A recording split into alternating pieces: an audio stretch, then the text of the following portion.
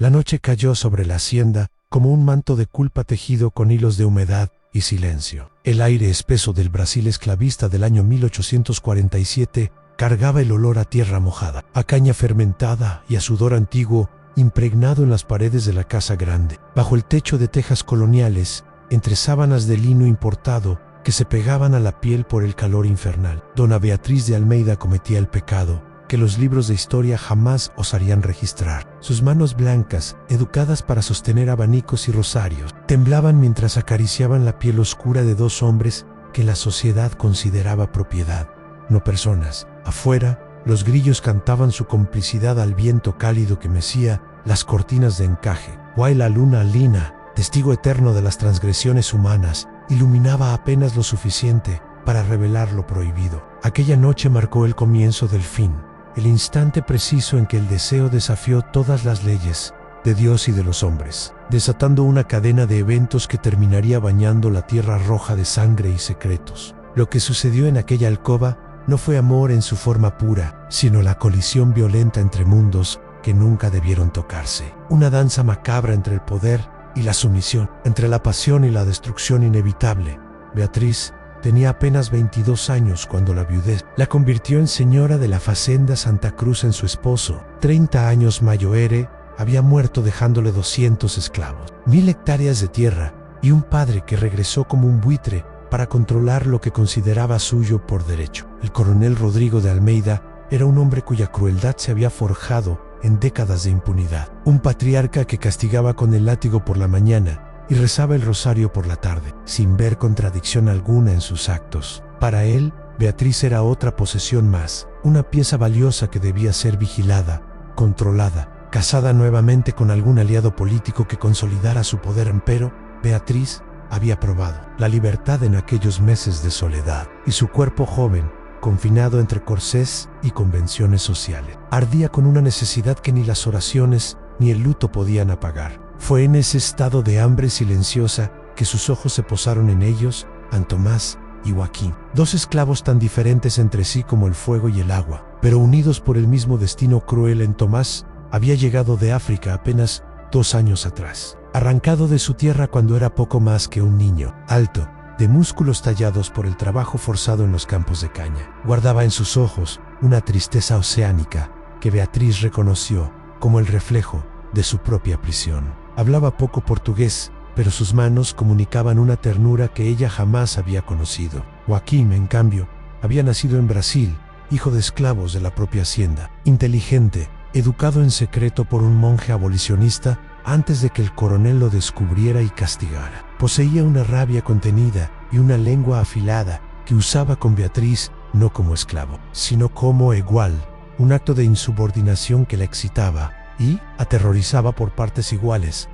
La primera noche sucedió casi por accidente. Beatriz había llamado a Tomás para que reparara una ventana en su habitación después de una tormenta. El calor era insoportable. Su camisón de dormir se pegaba a su piel, revelando las curvas que la sociedad exigía ocultar. Cuando sus ojos se encontraron, algo antiguo y prohibido despertó entre ellos. Tomás avanzó, no con la sumisión del esclavo, sino con el deseo del hombre. Y Beatriz, en lugar de gritar o rechazarlo, extendió su mano y lo atrajo hacia sí. Cruzando el abismo que separaba sus mundos de Joaquín, los descubrió una semana después. Beatriz esperaba furia o denuncia, pero encontró algo más peligroso en deseo y desafío. «Si quieres conocer lo prohibido, señora», susurró con una sonrisa que mezclaba rabia y seducción, «entonces prueba hasta dónde llega tu valentía». Esa noche, los tres compartieron el mismo lecho, creando un triángulo imposible donde el amor, el poder y la desesperación se entrelazaban de formas que ninguna ley moral podía clasificar durante meses. Vivieron en ese limbo secreto. Beatriz se encontraba con ellos en la casa de herramientas cuando la oscuridad cubría la hacienda, o los hacía subir por la escalera de servicio hasta su habitación cuando el coronel viajaba a la capital. Entre esas paredes, las jerarquías se disolvían momentáneamente. Tomás la trataba con una dulzura que la hacía llorar, besando cada centímetro de su piel como si fuera sagrada. Joaquín, en cambio, canalizaba años de rabia contenida en una pasión casi violenta, recordándole con cada caricia que ella también era opresora, que su placer estaba construido sobre el sufrimiento de otros, Pero el amor, si es que podía llamarse así, no existe en el vacío. Beatriz se embarazó y el pánico reemplazó al deseo. No sabía cuál de los dos era el padre, pero sabía que cualquier respuesta significaba la muerte. Un hijo mulato delataría todo. El coronel no solo mataría a Tomás y Joaquín, la encerraría en un convento o algo peor desesperada.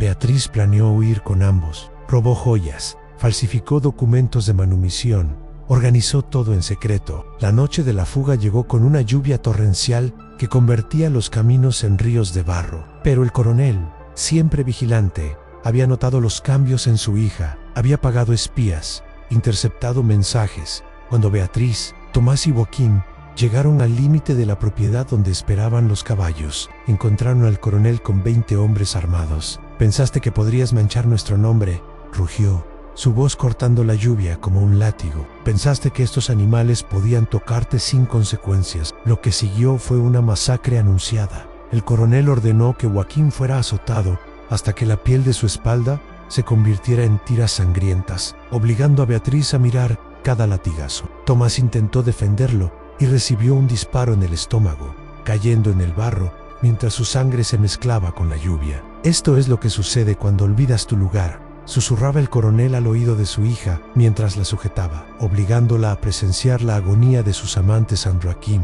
aún consciente a pesar del dolor. Fijó sus ojos en Beatriz y pronunció las palabras que la perseguirían para siempre. «Tú también eres esclava, señora, solo que tus cadenas son de oro». Beatriz fue encerrada en la casa grande, bajo vigilancia constante. Perdió al bebé una semana después, su cuerpo rechazando la vida, como si supiera que no había futuro para esa criatura nacida del amor imposible. Tomás murió 3 días después del disparo, en la enfermería de esclavos, sin que le permitieran verlo. Joaquín sobrevivió, pero fue vendido a una mina en el norte, donde la esperanza de vida era de 6 meses. Beatriz vivió 40 años más, convertida en una sombra silenciosa que vagaba por los corredores de Santa Cruz. Nunca volvió a hablar del asunto, nunca se casó, nunca sonrió. En las noches de luna llena, los esclavos juraban escuchar llantos provenientes de su habitación, y algunos decían ver figuras de 2 hombres parados bajo su ventana, esperando por una señora que ya no existía, aun cuando murió en 1887, un año antes de la abolición que llegó demasiado tarde para salvar a nadie. Encontraron bajo su cama una caja con 2 pedazos de tela, uno manchado de sangre africana, otro de sangre brasileña, guardados como reliquias de un amor que la historia oficial jamás reconocería. Pero esta no es toda la verdad, porque antes de morir, Beatriz escribió algo que cambiaría todo. En el próximo capítulo, el diario secreto de Dona Beatriz revela que Joaquín no murió en las minas, y lo que hizo para vengarse sacudirá los cimientos de todo lo que creíamos saber.